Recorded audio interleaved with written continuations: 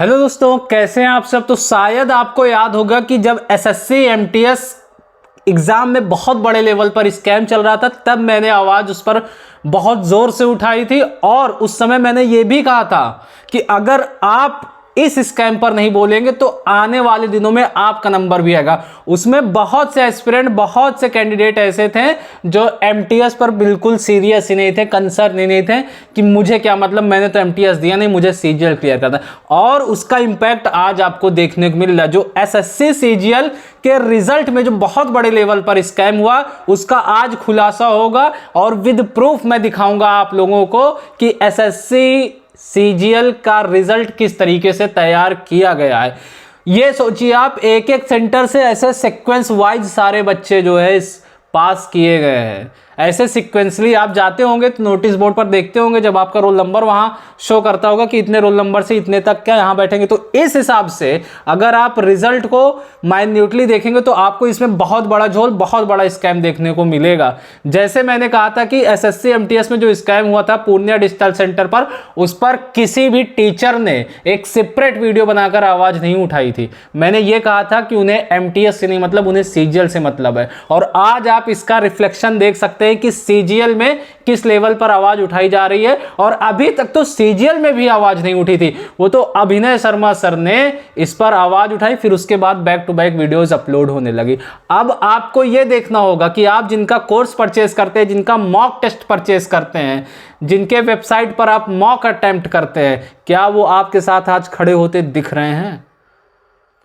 Parmar sir, अभिनय sir, इन सभी का मैं तहे दिल से शुक्रिया अदा करना चाहूंगा, क्योंकि इन्होंने बहुत जोर शोर से आवाज उठाया, बहुत ज्यादा कंसर्न दिखाया। अब बात करता हूं मैं एसएससी सीजीएल एग्जाम में जो स्कैम हुआ एक बहुत बड़े लेवल पर। सबसे पहली चीज, रिजल्ट को इशू करने में इतनी ज्यादा देर क्यों लगाई गई, इतने दिनों बाद रिजल्ट क्यों जारी किया गया। लगभग 65 से 70 दिनों बाद एसएससी सीजीएल का रिजल्ट दिया गया है। क्या इतना बड़ा ये टास्क था, क्या ये इतना बड़ा अंदर क्या चल रहा था यार, कि जो इतने दिन लग गए सिर्फ सीजीएल के रिजल्ट निकालने में। मेरे पास उन एस्पिरेंट का, उन भाइयों का भी मैसेज आया जिन्होंने कहा कि उनके 148 रॉ मार्क्स बन रहे थे और उनका सिलेक्शन नहीं हुआ। क्यों नहीं हुआ? वो नहीं, उनके अंदर नहीं कमी सिस्टम के अंदर है। ये समझिए आप, तमाम शिफ्टों में एग्जाम हो रहा नॉर्मलाइज। मैं कहता हूं कि आप में से 90% एस्पिरेंट, कैंडिडेट, स्टूडेंट ऐसे होंगे जिन्हें एसएससी का नॉर्मलाइजेशन का खेल ही नहीं पता कि नॉर्मलाइजेशन होता कैसा है। बस पीडीएफ आती है, आप नाम उसमें अपना सर्च करते हैं और काम हो जाता है। बट पीडीएफ को अगर आप ध्यान से देखेंगे, जो लिस्ट 3 आई हुई है, तो उसमें लाइन से बच्चे पास हुए, एक एक सेंटर के एक एक रूम से ऐसे 7-7, 8-8 बच्चे निकल गए हैं। और मैं कहूंगा, ये जो मैं अभी लिस्ट यहां शो कर रहा हूं आपको, इसको देखिए और इनका डीओबी, इनका नेम, फादर नेम नोट करके रखिए। और 100% अगर एसएससी ने कोई स्टेप नहीं लिया तो यही बच्चे मेंस क्वालिफाई करेंगे। और अगर आप आज अपने हक के लिए अवेयर नहीं होंगे तो यही हाल मेंस में होने वाला है।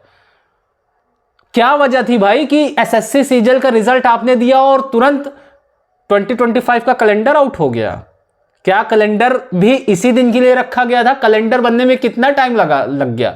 मान लीजिए आपको रिजल्ट बहुत ज्यादा, एस्पिरेंट बहुत ज्यादा कैंडिडेट हो गए थे, उनका रिजल्ट इशू करने में आपको टाइम लग गया, बट कैलेंडर उसी दिन, उसी रात, चंद 2 से 3 घंटे बाद कैसे आ गया?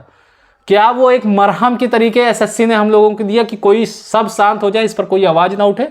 आप बिल्कुल, आपको मैं बताना चाहता हूं कि आप अगर एसएससी सीजीएल 2025 के कैलेंडर जितने भी एग्जाम के आए हुए हैं, अगर उनमें बिजी हो गए और आप सोच रहे बस 6-7 महीने बाद हमारा एग्जाम है, मैं इसमें पूरा फुल डेडिकेशन के साथ एग्जाम दूंगा, तो आप गलती कर रहे हैं। पहले आप ये देखिए जो अभी एग्जाम चल रहा है इसमें कितने बड़े लेवल पर स्कैम चल रहा है। क्या आप अपने फ्यूचर के साथ, क्या आप अपने करियर के साथ खेल रहे हैं? और सिर्फ एक एग्जाम आपका फ्यूचर नहीं डिसाइड करता, आपके अंदर की एबिलिटी नहीं डिसाइड करता।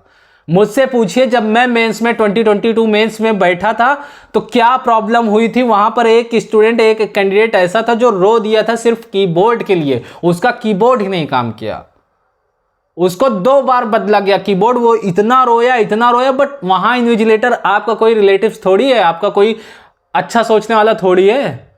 आप ऐसे चिल्लाकर रह जाएंगे, आपका कोई सुनने वाला नहीं है। तो अगर आप आज सिस्टम ये जो जैसा चल रहा, जो स्कैम चल रहा है, इसके खिलाफ आवाज नहीं उठाएंगे, अपने हक के लिए नहीं लड़ेंगे, तो आपके सामने ऐसा ही होता जाएगा। और एमटीएस में मैंने कहा था आपसे कि अगर आज आप आवाज उठा लेंगे तो आने वाले दिनों में हो सकता है आप जो है आपके साथ ऐसा कुछ ना हो, बट आपने हल्के में लिया। अभी इसमें इस वीडियो के नीचे भी आप देखिएगा बहुत सारे ऐसे कमेंट होंगे जो वो बोलेंगे यहां तो कुछ हुआ ही नहीं है, बट स्कैम बहुत ज्यादा हुआ। यहां लिस्ट देखिए आप लाइन से, सबसे पहले मैं लिस्ट दिखा रहा हूं लाइन से।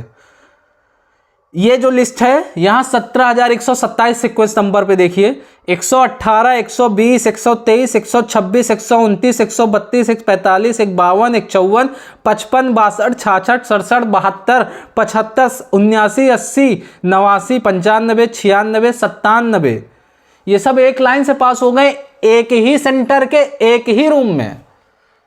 भाई ऐसा क्या वहां हो गया जो ऐसे लाइन से फ्लक्चुएशन बहुत आता है, 200-300 का डिफरेंस होता है, यहां पर लाइन से हो गया है। और अगर मैं बता दूं कि आप में से भी कुछ लोग नहीं समझ पाते होंगे कि ये सीक्वेंस है क्या। आप जैसे एग्जाम्स हॉल में इंटर करेंगे तो आपसे वहां इन्विजिलेटर ये कहता है कि आप अपना रोल नंबर बोर्ड पर देख लीजिए, तो वहां ऐसे लिखा रहता है ना कि 118 to 135, 136 to 157, तो वही ये रोल नंबर है जो यहां आपको शो किया जा रहा है। देखिए लाइन से लोग यहां पास हुए हैं और इनके रोल नंबर, इनके नेम आप नोट करके रखिए, यही मेंस में निकलेंगे अगर आज आप आवाज नहीं उठाएं। इसके बाद आप देखिए ये 45,401 सीरियल नंबर से आप देखिएगा 67, 68, 71, 75, 77, 80, 82, 87, 94, 95, 96, ये सीक्वेंस आप सोचिए कैसे चल रहा है, ठीक है ना।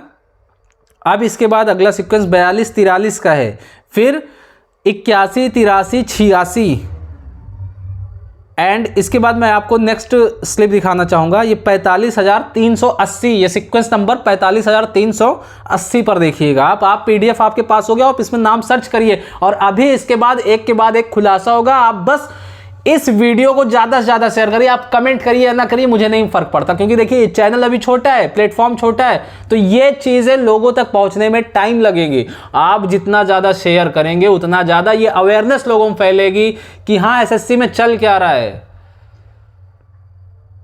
अगर हम लोग आज नहीं बोलें तो कभी नहीं बोल पाएंगे और हमेशा ऐसे ही होता रहेगा।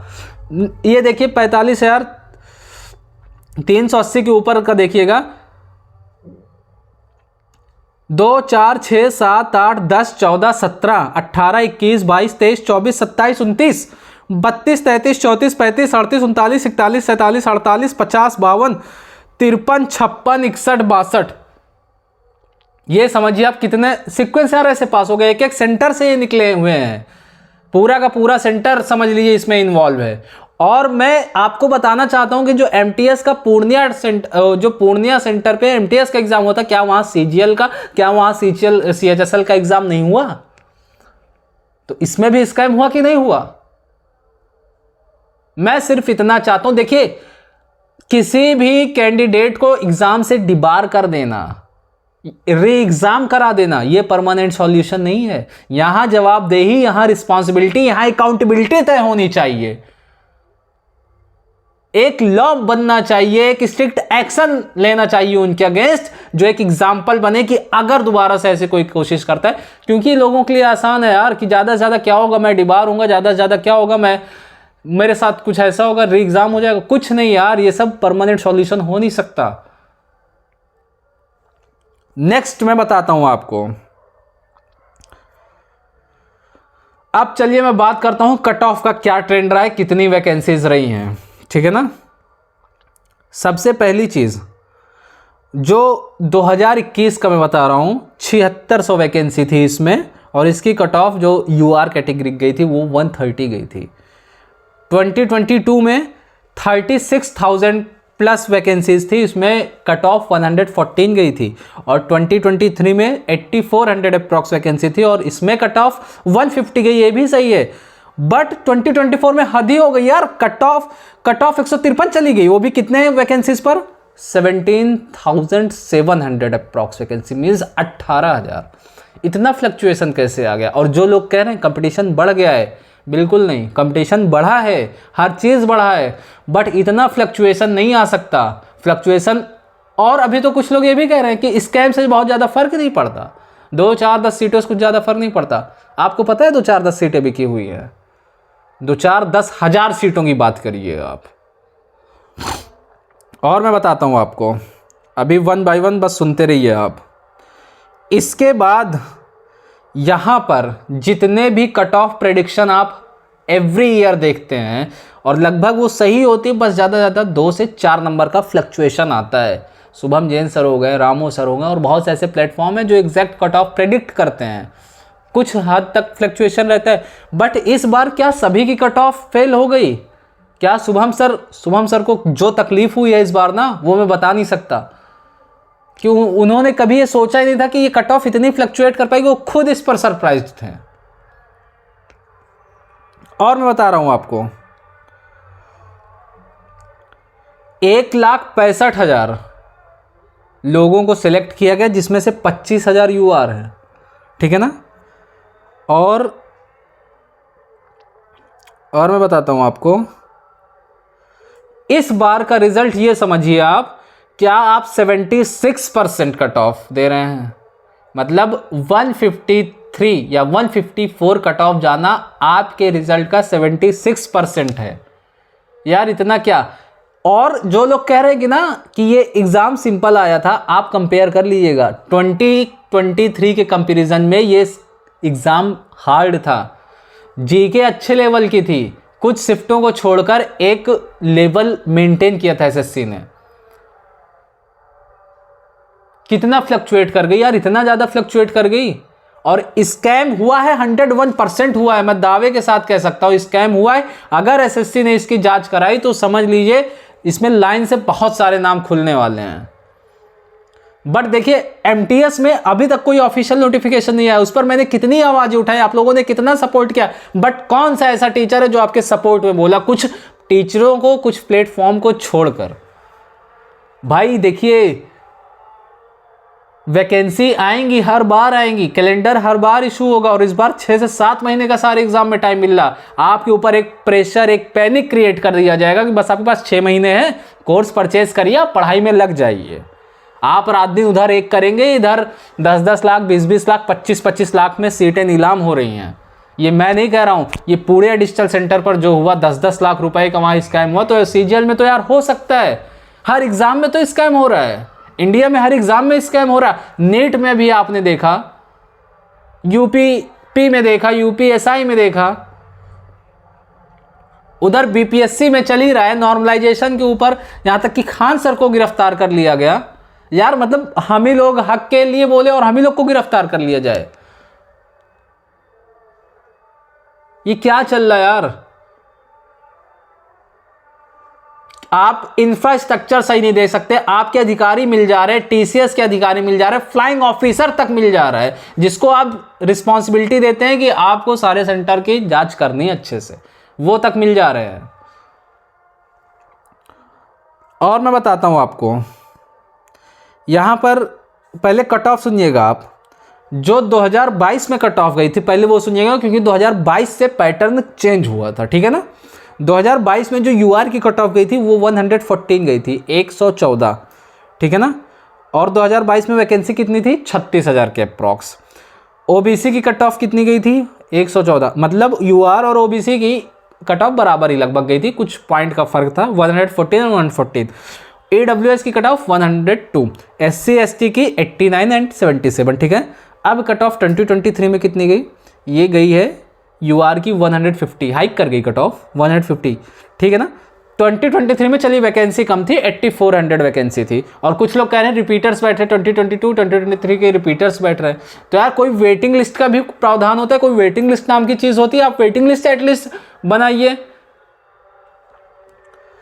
जो कट ऑफ 2024 की गई है वो अनरिजर्व्ड की 153, EWS की 142 और SC ST की 126 और 111, मतलब SC की कट ऑफ जो 2023 में थी वही 2024 में गई है, और ST की कट ऑफ 118 थी, इस बार 111 चली गई, और OBC कट ऑफ 146, मतलब ये यू आर जो अनरिजर्व्ड है ना, ये अनरिजर्व्ड नहीं है ये यू आर अनडिजर्व्ड है। इसका फुल फॉर्म ये होना चाहिए एक्चुअल में। आप क्या सोचते हैं आपके यार 150 मार्क्स जिसके रॉ मार्क्स थे वो तक नहीं हुआ इसमें शामिल, वो प्री नहीं क्लियर कर पाया। नॉर्मलाइजेशन इतना गंदा होता है कि आप समझ नहीं सकते किस लेवल पर नॉर्मलाइजेशन हो रहा है, और नॉर्मलाइजेशन ही रियल स्कैम है एक तरीके से, ये समझिए आप। और अगर आप ये सोच रहे हैं कि मेरा प्री क्वालिफाई हो गया, मुझे कोई ज़रूरत नहीं, तो मेंस है भी आपके आगे। अगर आप आज आवाज़ नहीं उठाएंगे तो मेंस में 101% अगर आपके जहन में ये चीज़ आई है कि मुझसे नहीं मतलब, पढ़ने वाले निकल रहे हैं, तो मेंस में आप देखिएगा कि आपके साथ क्या होता है। इस वीडियो को ज़्यादा से ज़्यादा शेयर करिए, लाइक करिए, आप कमेंट करिए ना करिए, मुझे नहीं मतलब उससे। मैं बस ये चाहता हूँ इस वीडियो की रीच ज़्यादा से ज़्यादा हो, लोगों में अवेयरनेस ज़्यादा से ज़्यादा हो, ताकि कल का कोई कैंपेन चलाया जाए तो एक कैंपेन सफल हो सके और एसएससी तक बात पहुँच सके। यार सब करप्ट हो चुके हैं ऊपर से नीचे तक, आप क्या चीज़ करेंगे? इंफ्रास्ट्रक्चर तक नहीं प्रोवाइड कर पा रहे, कीबोर्ड माउस तक नहीं सही हो पा रहा है। एक के बाद हार्ट ब्रेक होता ही जा रहा है, समझ लीजिए। मैं सारी चीज़ें आज इसमें नोट करके लाया हूँ, सारा एनालिसिस करके लाया हूँ कि एसएससी में रियल में चल क्या रहा है। और अभी टाइम है, आप यार अपने हक के लिए आवाज़ उठाइए, अभी भी टाइम है। और मैं तो आवाज़ उठाता ही रहूँगा, ठीक है ना। इसके बाद बहुत से ऐसे कमेंट देखने को मिले जो यहाँ तक कि सुसाइड करने के लिए बोल रहे। तो मैं बताना चाहता हूँ उन बच्चों से, उन भाइयों से, उन बहनों से जो ऐसी थॉट ला रहे हैं, ऐसी थिंकिंग ला भी रहे हैं, तो भाई इससे कुछ नहीं होना।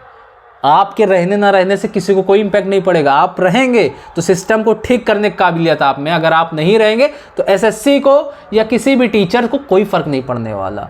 सिर्फ आप अपने साथ गलत करेंगे, अपनी फैमिली के साथ गलत करेंगे। तो बिल्कुल डिमोटिवेट मत होइए, बहुत सारे एग्जाम है एसएससी के अलावा भी हैं।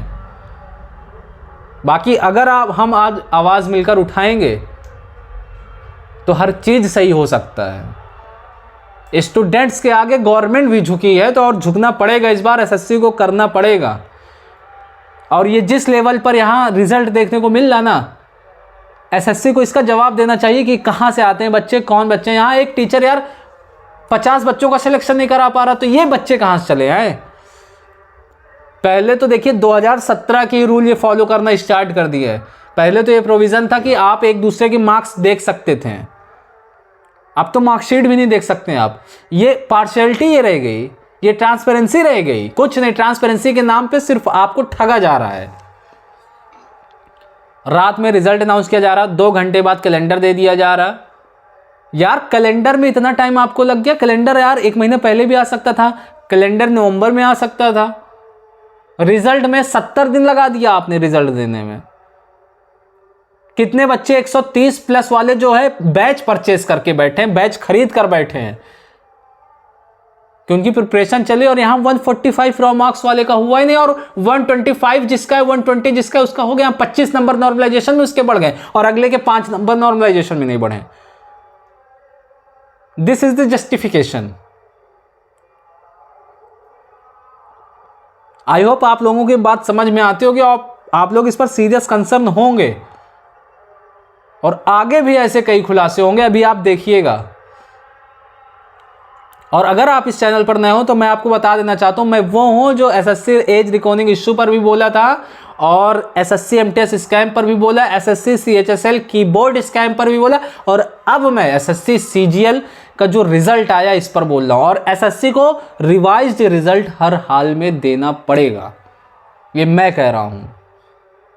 आप लोग मिलकर आवाज उठाइए, और सारे टीचर्स के कमेंट सेक्शन में ज़्यादा से ज़्यादा कमेंट करिए कि आप लोग इस पर आवाज़ उठाएं, क्योंकि जब तक एकजुटता नहीं हो पाएगी तो आवाज़ नहीं सुनी जा सकती।